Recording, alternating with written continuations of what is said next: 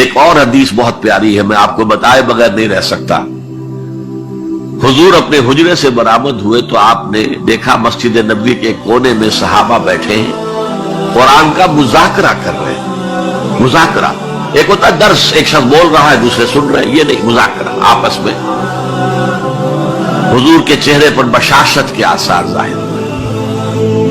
آپ چل کر آئے، آپ نے ایک سوال کیا عجیب، کہ آپ لوگ اس کی گواہی نہیں دیتے کہ اللہ کے سوا کوئی معبود نہیں اور میں اللہ کا رسول ہوں، اور یہ قرآن اللہ کے پاس سے آیا ہے؟ جواب کیا تھا؟ بلا یا رسول اللہ، بلا یا رسول اللہ، بلا یا رسول اللہ۔ اللہ کے رسول کیوں نہیں، ہم گواہی دیتے ہیں۔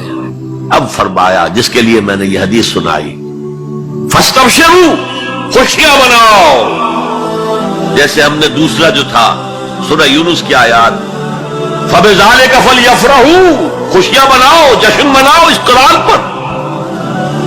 فاستبشروا، تو بشارتیں حاصل کرو، فإن هذا القرآن ترفعوا بأيديكم وترفعوا بيد اللہ، اس قرآن کا ایک سرا تمہارے ہاتھ میں، ایک سرا اللہ کے ہاتھ میں۔ سب سے بڑا ذکر جسے قرآن الذکر کہتا ہے، انا نحن نزلنا الذکر وانا له لحافظون، دی ذکر وہ قرآن ہے، هو الذکر الحکیم وهو الصراط المستقیم۔ اور تم نماز کی ہر رکعت میں کہتے ہو اہدنا الصراط المستقیم، وہ صراط مستقیم تو اللہ نے تمہیں دے دیا ہے، یہ قرآن ہی تو ہے صراط المستقیم۔ یہ وہ شے ہے کہ جس کے ہوتے ہوئے خواہش نفس آپ کو کج نہیں ہونے دے گی، زیغ نہیں آئے گا اس کے ساتھ، اس کے ہوتے ہوئے کبھی کجی نہیں آئے گی تمہارے اندر، زبانیں التباس نہیں پیدا کر سکے گی، قرآن جو ہے اپنی حفاظت خود کرتا، اس پر باطل حملہ آور ہو ہی نہیں سکتا، نہ سامنے سے نہ پیچھے سے۔ وَلَا يَشْبَعُ مِنْهُ الْعُلَمَاء، علماء اس قرآن سے کبھی سیری محسوس نہیں کریں گے، کبھی بھی یہ محسوس نہیں کریں گے کہ بس قرآن سے جو لینا تھا ہم نے لے لیا، اب کچھ نہیں رہا۔ پڑھتے رہیں گے، پڑھتے رہیں گے، پڑھتے رہیں گے، معلوم ہوگا ہر مرتبہ کوئی نئی چیز آ رہی ہے۔ بار بار کے پڑھنے سے اس پر کوئی باسی پن طاری نہیں ہوگا۔ کوئی اور کتاب دنیا میں ایسی نہیں ہے، ایک دفعہ پڑھ لی، دو دفعہ پڑھ لی، پھر تیسری دفعہ ہاتھ لگانے کو جی نہیں چاہتا، پڑھنے کو جی نہیں چاہتا، سوال ہی پیدا۔ یہ وہ ہے، پڑھتے رہو گے، پڑھتے رہو گے، اس پر کوئی باسی پن طاری نہیں ہوگا۔ وَلَا تَنْقَضِي عَجَائِبُهُ، اس کے عجائب کبھی ختم نہیں ہوں گے۔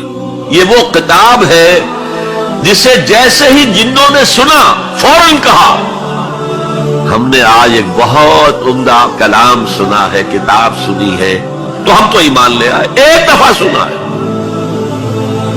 اور وہ دائی بن کر چلے گئے، یا قومنا اجیبوا داعی اللہ، اے ہماری قوم کے لوگوں اس اللہ کی طرف پکارنے والے کی آواز پر لبیک کہو۔